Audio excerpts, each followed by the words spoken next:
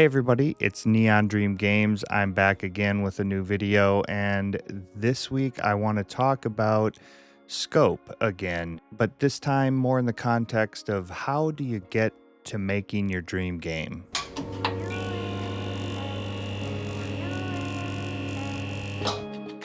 All right, so as I said, I'm going to talk about scope again this week. I had a previous video in which I talked about what is scope, how do you gauge scope, and I've learned a few things since then. That video was a couple of months ago, I think, and I have since abandoned my most recent game that I was working on, Fruits versus Veggies, and I have some new thoughts and perspective on scope.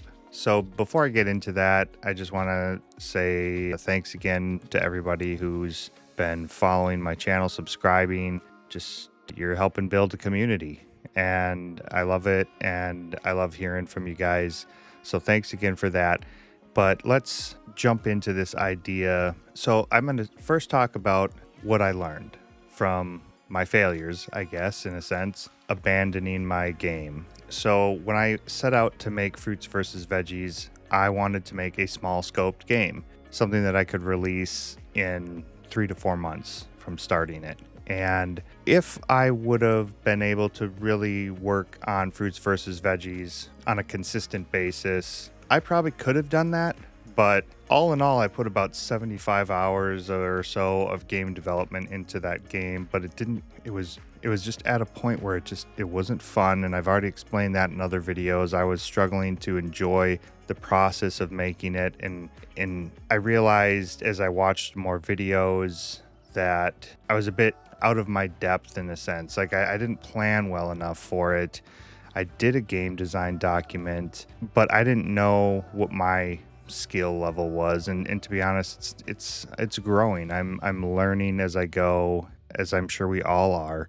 But somebody who's been developing games for even a year or a few years, a small scoped game to that person is going to probably be a much larger scoped game to me, because I don't have the same skill level yet or ability that person might have. So scope is relative to your skill level or your ability at that time.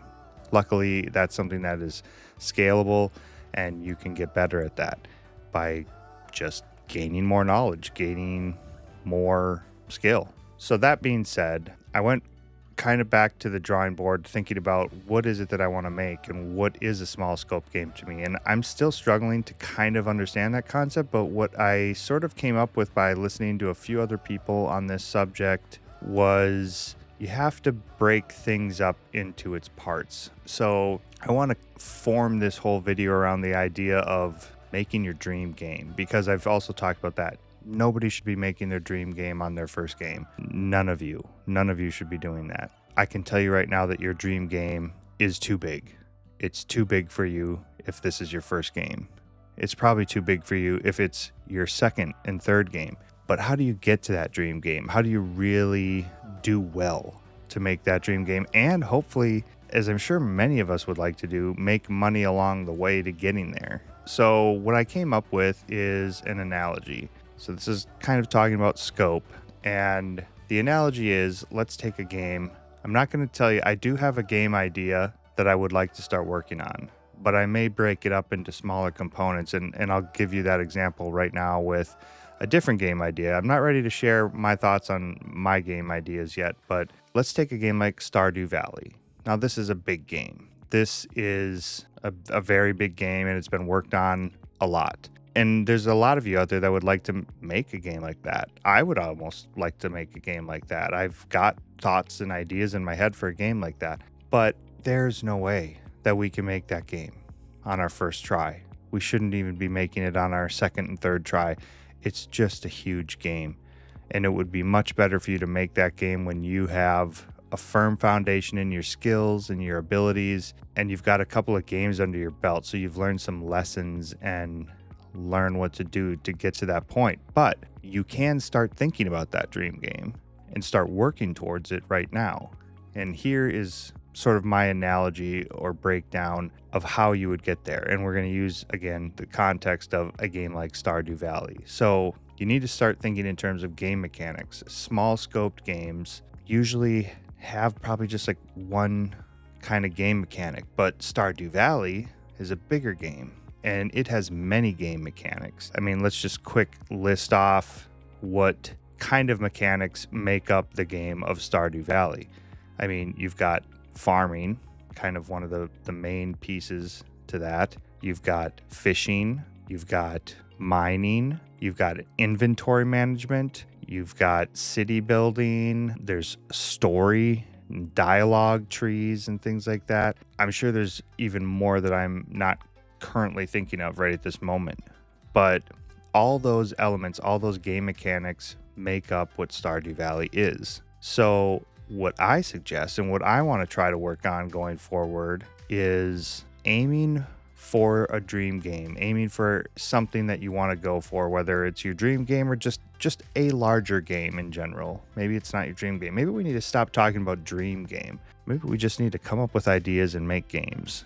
It doesn't have to be your dream game, because what happens when you make your dream? I mean, I guess you go make another one, I suppose. But let's take those mechanics and break them down into smaller games, small scoped games. So I said fishing was a mechanic. Why don't you make a small scoped game that focuses solely on a fishing mechanic? And when you make that game, you go on to another one of the mechanics. Maybe you make a small scope game that revolves around the farming mechanic, some kind of simple farming game. You get done with that game and you move on to a game that has like story trees and dialogue trees and stuff, something that a small scoped story based game. I mean, think in terms of maybe a visual novel or something like that, where you can focus on honing in how to make dialogue work in games.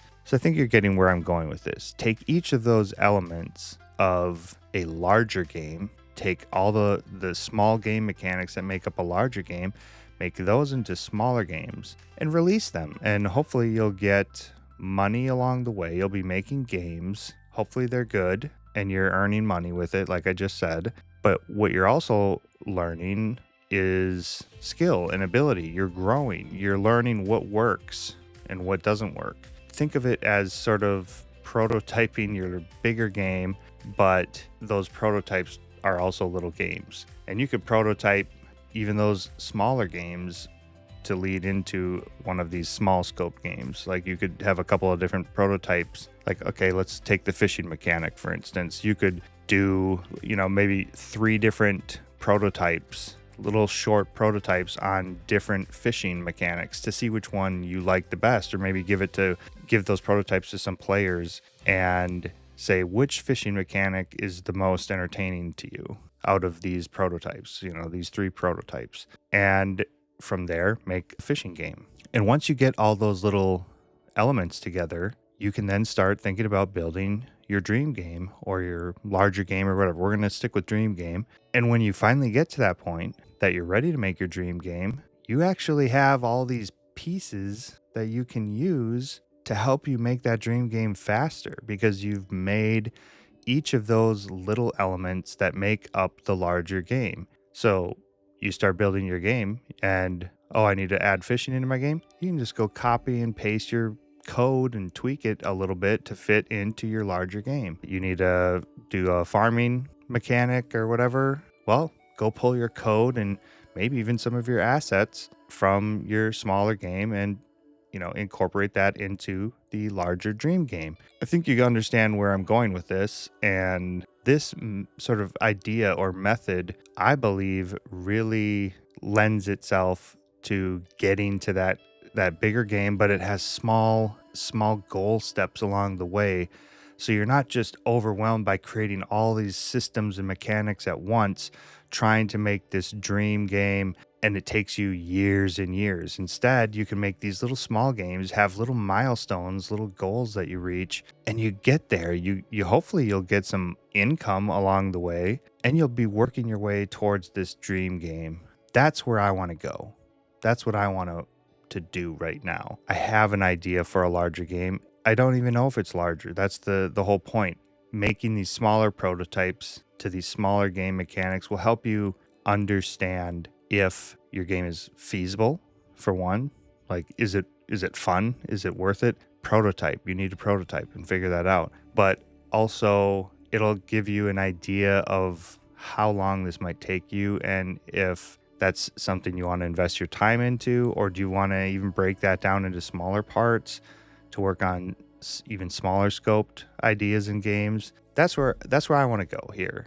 I'm at the beginning point of starting another game, and I do have an idea for a game that I have a good game loop and everything for it. I'm really excited about it, but I'm nervous it's too big. I don't know yet. So I want to start with these little prototypes, and my game idea has a couple of mechanics to it, a couple of game mechanics, which probably means it's a little larger than maybe I'd like it to be. So maybe I will do that kind of idea where I try to create a couple of smaller scoped games out of the game mechanics that lead to making this larger game. So I don't know. The other thing is, don't try to skip around too much in genres. And, like if you finish up, let's say you make a farming game or whatever, don't go make a first person shooter next. I mean, you can, but it's not going to help you piggyback off of each of your games into something else. That's kind of what I'm getting at here. Work towards something. I mean, even if you finish and make a farming game, let's say like Stardew Valley, make another one, because the second one you make, you can reuse so many of your assets, like your code and everything, to help build that game even faster. And that's kind of the whole point here. Make things that you can reuse. It's okay to steal from yourself a bit and apply the things that you've learned, the things that you've done to a new project to help get it off the ground even faster. But if you jump genres and things so many times, it's like starting over all the time. I guess I'm sort of saying, like, I think at least for a time period, I'm not saying you could never go and make like a first person shooter or something, but for a time while you hone your skills and get better, stick to the same kind of stuff that build worlds, build, things that have similar assets and ideas and concepts, because I think that's going to get you to a point of becoming a full-time game developer quicker. Now, hopefully you'll stick around and follow along this journey with me, because I'm going to try to put these ideas into practice. I can't currently say right now that this all works, but hopefully I will prove it in the coming year. We're at the end of the year here, and I'm just trying to think ahead for this next year. I want to get to the point where I'm actually earning something with my games. So that means I need to release a game commercially. I know I just released Martian Mayhem, which you can go check out. I'll try to remember to put a link in the description, but you can look on my channel for my devlog that I talked about that, or the game trailer for it. But I want to get to the point of releasing a commercial game this year and try and see if money comes in, because that's the goal. That's my goal. I don't know what your goal is, but I think ideally we'd all probably like to get paid. If you're watching this, you're probably interested in game design, and I think you'd like to get paid to do it full time. I want to. So that's where I'm headed. Why don't you let me know? Let me know in the comments. What do you think of this idea? Personally, I'm really excited about it. I actually think this is, because it feels like you're building towards something bigger, but you're hitting these little goals and milestones along the way. I think it's going to be a fun ride, and I'm hoping to show you the journey, as I said. But yeah, I'd love to hear from you. Do you think this is a good idea? You're going to try it yourself? Let me know. Remember to, subscribe and everything to this channel.